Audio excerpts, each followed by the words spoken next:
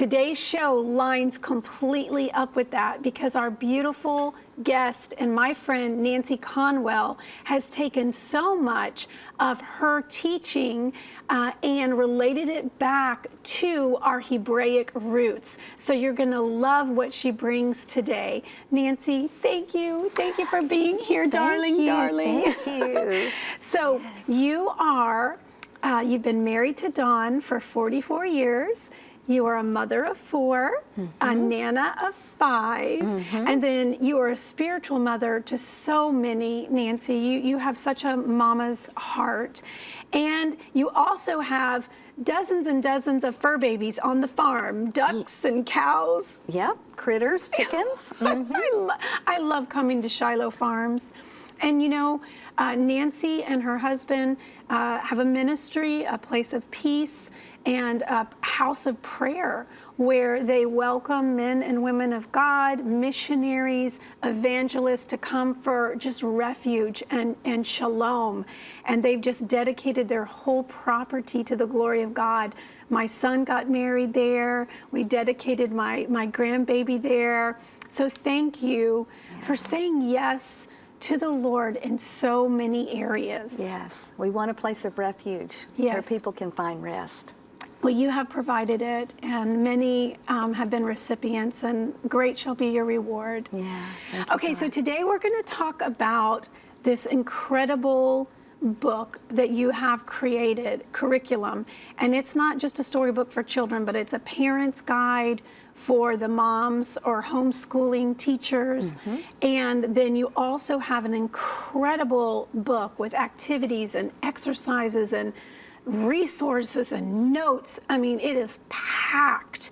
I could just camp out in there for months with all the links you've given and the support.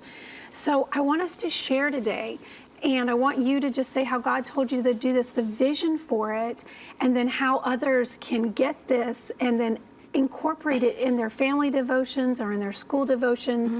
So share. Every mom and dad needs to know who they are in Jesus Christ. We need to have a real strong sense of, I'm happy to be me. I like being me, and I like the way God created me. But that doesn't come unless the Holy Spirit opens up the heart and tells us who we are. So God gave me the unction, the little push, to start studying the rainbow, Noah's rainbow in Genesis 8 and 9. And from there, I was noticing, you know, God spoke 7 words to Noah. And when you start looking at the 7 days of creation, which I put right here, and the 7 prophetic gifts in Romans 12, and 7 furnishings of the tabernacle. All these 7 spirits of God, 7 words of Jesus on the cross, 7 letters to the churches in Revelation. I'm a graph person. I love to make graphs. I love to make charts. And so I started trying to study and understand the feasts of the Lord, and how does knowing Jesus and the feast of the Lord, how does that all fit together? So God was just guiding me little by little. And I think that He has a plan for cultivating our maturity, for revealing our identity, for helping us get happy about who we are as His lampstands. So a lampstand has 7 candles. Another 7. The menorah. The menorah. You know, the menorahs in Israel always marked the places of worship. And so the menorah is 7 candles, and it reflects the image of Jesus Christ. Think about it. Jesus said, I'm the lampstand of the world. Don't hide your lampstand under a bushel. He kept talking about the lamp being the spirit of man. Now, in America, where we are, we usually say, Jesus is the light of the world. But Jesus spoke Hebrew. And when we think of light, we think of one light, right? You know, like change the light bulb. Jesus was saying, you have 7 beautiful parts that I want to connect with you in 7 ways. I want to be for you truth. I want to show you how to be a servant. I want to show you, you're a teacher. And we might say, oh, I can't be all of those things. But Jesus said, well, I am, and you're like me. I'm your mirror. You know, when we look at Jesus, it's like looking in a mirror. So when we cultivate this beautiful menorah, and if I can just show you kind of something that I think is really interesting. Oh, my candles are flopping. Show me. The way the menorah was made, now think, God designed this menorah. He gave it to Moses.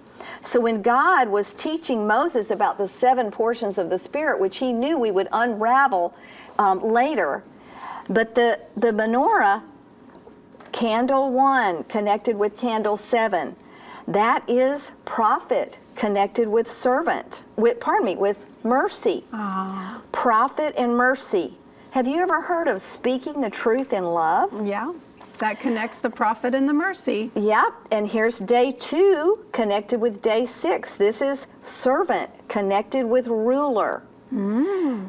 Have you heard of servant leadership? Yeah. Day 3 and day 5 are connected. This is the teacher and the giver connected. They're both related to times and seasons. When you think about what God did on that 3rd day of creation, he was making all of the beautiful trees and leaves and plants. That is a seasonal thing. It's timing. Yeah. And the giver is when God created the fish and the birds. So that's also seasons. You know, little fish don't bear fish all the time. You know, it's seasonal times and seasons. So when you get into maturity studies, you're looking to the Lord. This is a very important aspect, knowing times and seasons.